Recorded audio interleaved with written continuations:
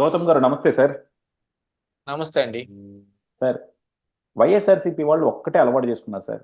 ఏదైనా సరే అబద్ధాన్నైనా సరే 100 నోట్లతో చెప్పించు అది నిజమైపోద్ది అని. అది ఎప్పటి నుంచి కాదు, వైఎస్ఆర్సీపీ వాళ్ళు 2014 నుంచి చేస్తా ఉన్నారు. ఏ రోజైతే పార్టీ ఓడిపోయారో, ఎప్పుడైతే జగన్మోహన్ రెడ్డిని మళ్ళీ సీఎం చేయాలనుకుంటున్నారో ఆ రోజు నుంచి వాళ్ళ నమ్ముకున్న ఒకే ఒకటి, ఒక అబద్ధాన్ని 100 మందితో చెప్పించి దాన్ని నిజం చేయండి.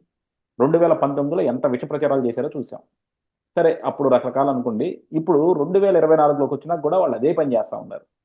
ఇప్పుడు మనలాంటి వాళ్ళు ఎవరో చెప్పడం కాదు, తెలుగుదేశం వాళ్ళు చెప్పడం కాదు, వాళ్ళ సొంత నాయకులే చెప్తున్నారు. ఆ సోషల్ మీడియా మేనేజ్ చేసుకునే సజ్జల భార్గవ్ గారే ఆయనే క్లియర్గా చెప్తా ఉన్నారనమాట.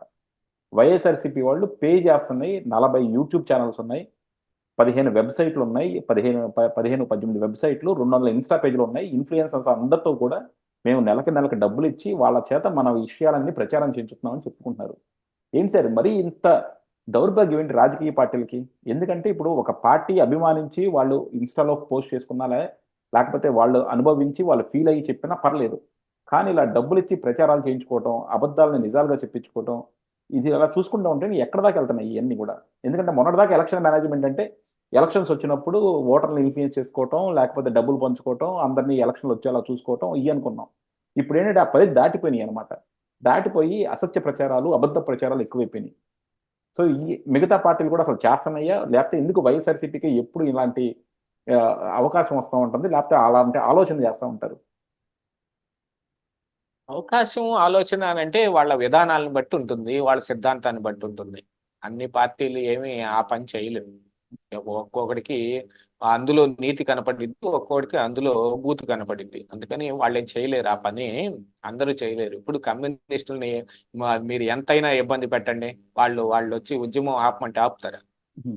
కొట్టిన, వీపులు పగిలినా, కాళ్ళు విరక్కొట్టినా, ఎముకలు విరిగినా కూడా వాళ్ళు చేసి తీరతారు. అట్లాగనే ఉంటాయి. మరి ఇప్పుడు వాళ్ళని వచ్చి మీరు దీంట్లో సోషల్ మీడియాలో కూర్చొని ఈ ఫేక్ ప్రచారాలు చేయండి అంటే అసలు సిపిఐ పార్టీ కానీ కమ్యూనిస్టులు అసలు ఆ పని చేయగలుగుతారా? మరి మనం కమ్యూనిస్ట్ పార్టీకి సోషల్ మీడియా ఎక్కడన్నా చూసామా? ఉండదు. ఎందుకంటే వీళ్ళ విధానాలు, వీళ్ళ ఆలోచనలు, వీళ్ళకున్న బుద్ధులను బట్టి ఇవన్నీ ఆధారపడి ఉంటాయన్నమాట. అలాగనే ఏ సిద్ధాంతం లేకుండా పుట్టింది వైఎస్ఆర్ కాంగ్రెస్ పార్టీ. అసలు సిద్ధాంతం కాదు, బేస్ కూడా లేకుండా పుట్టింది.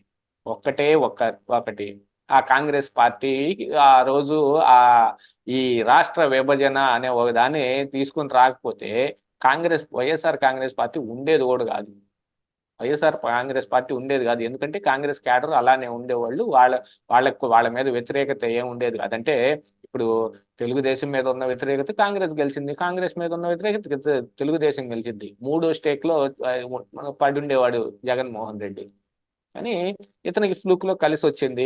కాంగ్రెస్ లో నుంచి అందరూ ఇటు వచ్చేసారు. ఇక్కడ మూలాలు అన్నిటినీ పెద్ద బిల్డింగ్ కట్టేసుకొని ఆయన గట్టిగా పోరాడుతున్నాడు. 2014 నుంచి 19 దాకా వాళ్ళకి అధికారం లేదు.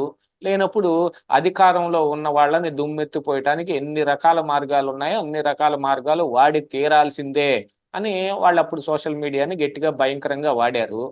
దానికి పీకే స్ట్రాటజీలు కావచ్చు, ఇంకోవి కావచ్చు, వాళ్ళ ఉన్న అనుభవం కావచ్చు, కొంత పనికొచ్చింది. వీళ్ళు తయారు చేసుకున్నారు దాన్ని.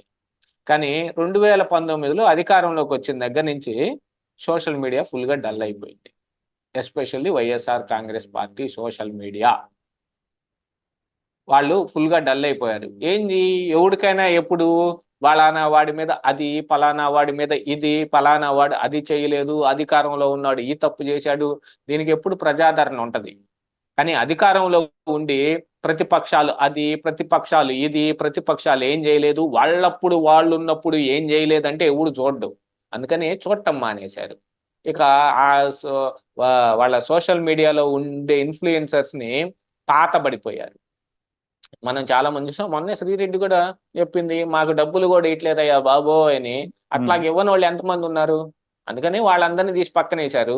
ఇప్పుడు కొత్తగా 40 కొత్త ఛానల్స్ ని హైర్ చేసుకోవటం, ఇన్ఫ్లుయెన్సర్స్ ఎవరున్నారో వాళ్ళందరినీ చూసుకోవటం, వాళ్ళ ద్వారా ఏదో చెప్పించుకునే ప్రయత్నం చేయటం, ఈ న్యూస్ వెబ్సైట్లని కొన్నిటిని హైర్ చేయటం, ఇన్స్టా పేజెస్, యూట్యూబ్ రీల్స్, మొత్తం కార్ఖానా పెట్టారు అక్కడ. ఆ, ఒక 100 మంది తోటి ఒక పెద్ద కార్ఖానా ఉంటది. ఆ కార్ఖానాలో మీమ్స్ చేయనియండి, రీల్స్ చేయనియండి, పోస్టర్లు చేయనియండి, మరి ప్రతిపక్షాల మీద దుమ్మెత్తి పోసేవి చేయనివ్వండి, ఏదైనా సరే వాళ్ళు ఒక పెద్ద కార్ఖానాలో వాళ్ళు రోజు వచ్చి అదే ఫోటోషాప్ లో కానీ, మరి ప్రీమియర్ ప్రోలో కానీ వీడియోలు చేయనివ్వండి, ఏదైనా కానీ మొత్తం చేయనియండి, చేస్తారు. ఇక కట్ అండ్ పేస్ట్ వీడియోలు, కట్ అండ్ పేస్ట్ ఆడియోలు, వీటన్నిటికీ మళ్ళీ ఫోటోలు ఇవన్నీ చేయటం, ఇవన్నీ ఎత్తి జనం మీద వేయాలి కదా, దానికి ఛానల్స్ కావాలి. పాత ఛానల్స్ లో పెడితేనేమో వెళ్ళడం లేదు. ఆల్రెడీ ఇప్పటికీ ఓపెన్ అప్ అయిపోయిన ఛానల్స్ వైఎస్ఆర్ కాంగ్రెస్ పార్టీ మొత్తం వదిలించుకుంది. యాక్చువల్ గా చెప్పాలి అంటే చాలా అండర్ కరెంట్ గా ఎప్పుడు అయినా కానీ సోషల్ మీడియాలో కానీ మీడియాలో కానీ డైరెక్ట్ గా మన మీడియా, మన పేపరు, మన టీవీ, మన మన యూట్యూబ్ ఛానల్, దీనికి ఆదరణ మన దాని వరకే ఉంటుంది, న్యూట్రల్ పీపుల్ దాకా చేరదు. మన వాళ్ళు కూడా ఏం చేస్తారు, మన వాళ్ళు దాన్ని కొంతకాలం చూస్తారు, ఎంతకాలం ఉన్నా అదే వస్తుంది అనుకోండి, వాళ్ళు వేరే పని మీద పడిపోతారు. అందుకని వాటికి వ్యూస్ తగ్గిపోవటం. ఇప్పుడు ఇంతకు ముందు మెయింటైన్ చేసిన యూట్యూబ్ ఛానల్స్ కి ఒక్కదానికి వ్యూస్ సరిగా లేవు. మరి ఏం చేస్తారు, కొత్త ఏది ఇప్పుడు న్యూట్రల్ ముసుగులో ఉన్న కొన్ని ఛానల్స్ ని హైర్ చేస్తారు. ఎందుకు, వాటిలో వ్యూస్ రావాలి. మరి జనం చూస్తేనే కదా అది అయ్యేది. ఎక్స్ లో, అదే ట్విట్టర్ లో హ్యాష్ ట్యాగ్ ట్రెండింగ్ చేద్దామన్నా, ఇంకోటి చేద్దామన్నా డబ్బులు కడితే అవుతాయి. యూట్యూబ్ లో మరి వ్యూస్ అట్ట రావు కదా. క్లిక్ బైట్స్ చేస్తేనో ఇంకోటి చేస్తేనో వచ్చే అదేమో చేరదు, జనాలకి చేరదు. ఆ జనం ప్రజలకి చేరినప్పుడు ఏం ఉపయోగం? అందుకోసం అని వాళ్ళు ఇప్పుడు ఇలాంటి ఇవన్నీ చేశారు. పాత ఇవేవి పని చెయ్యని కారణానికి ఇప్పుడు కొత్త హైర్ చేశారు. ఇది అప్పటి నుంచి చేస్తూ ఉన్న పనే. కాకపోతే ఏంటంటే వాళ్ళు ఏం చేస్తున్నారు, ఏం చూస్తున్నారు అనే దాని మీద ఇప్పుడు ప్రజలందరికీ ఒక అవగాహన వచ్చేసింది. ఆ అవగాహన వచ్చిన తర్వాత వాళ్ళకి పని ఎక్కువ పెరిగింది. ఆ పనిని మేము ఇంకా సమర్థవంతంగా చేస్తున్నామని అతను బయటకే చెప్పుకున్నాడు. మరి అది అతని దౌర్భాగ్యం. వాళ్ళ నానేమో జగన్మోహన్ రెడ్డిని ఏం చేయనీయకుండా అతను చేసే పని మీద అతను ఉన్నాడు. ఇతనేమో వీళ్ళు చాటుగా చేయాల్సిన పనులన్నింటినీ కూడా బయట పెట్టుకొని మేము ఇది చేస్తున్నాం అని చెబుతున్నారు. మరి దాని వెనకమాల వాళ్ళ స్ట్రాటజీ ఏముందో, అసలు స్ట్రాటజీ ఉందో లేదో, ఏమీ చేయకుండానే మేము ఇవన్నీ చేస్తున్నాం అని చెప్పేసి ప్రజల్లోకి ఏమన్నా ఒక మెసేజ్ పంపించే పనులు ఏమన్నా గోబెల్స్ ప్రచారం లాంటిది ఏదన్నా దీని వెనక ఏమన్నా ప్రచారం ఉందేమో, అది కూడా చూసుకోవాలిగా.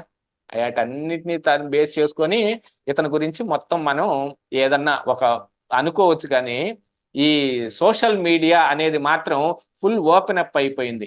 న్యూట్రల్ గా ఉండే వాళ్ళు ఎవరు, ఏ పార్టీకి ఎవరు పనిచేస్తున్నారు అందరికీ తెలుసు.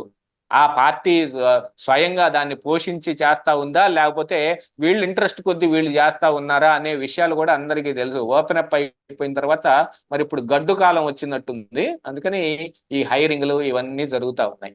యా, డెఫినెట్గా. ఎందుకంటే ముందుంది ముసల పండుగ అన్నట్టు రాకపోతుంది గడ్డు కాలమే, కాబట్టి అన్ని సన్నద్ధం చేసుకుంటున్నారు. సో వాళ్ళ కోసం ప్రచారాలు చేయడానికి యూట్యూబ్ ఛానల్స్ కానీ, ఇన్స్టా పేజెస్ కానీ, ఎఫ్బీలు కానీ అన్ని కొనుక్కొని వాళ్ళు ఇన్నాళ్ళు చేసిన గొప్పలు ఏంటో, లేకపోతే ప్రతిపక్షాలు ఎందుకు చేయలేకపోయినాయి అన్నట్టు అబద్ధాలు చెప్పుకోవడానికి కానీ దేనికైనా సరే అన్నింటినీ వాడుకుంటారు. ప్రజలు మాత్రం నిజంగా మీరు అన్నట్టు ఏంటంటే మనం చెప్పక్కర్లా, వాళ్ళే చెప్పుకున్నారు. సో ప్రజలకు కూడా అప్రమత్తం పెంచారు వాళ్ళే. సో డెఫినెట్గా మనకు గనక సిగరెట్ కొనుక్కునే ముందు ఉంటుంది కదా, smoking is injurious to health అని, అలాగే అలా ప్రచారాలు చేసే ముందు వాళ్ళే చెప్పుకుంటున్నారు అనమాట, మై చూడొద్దు, మై చూస్తే మీరు ఎలా అవుతారని. Yeah, thank you sir, thank you very much.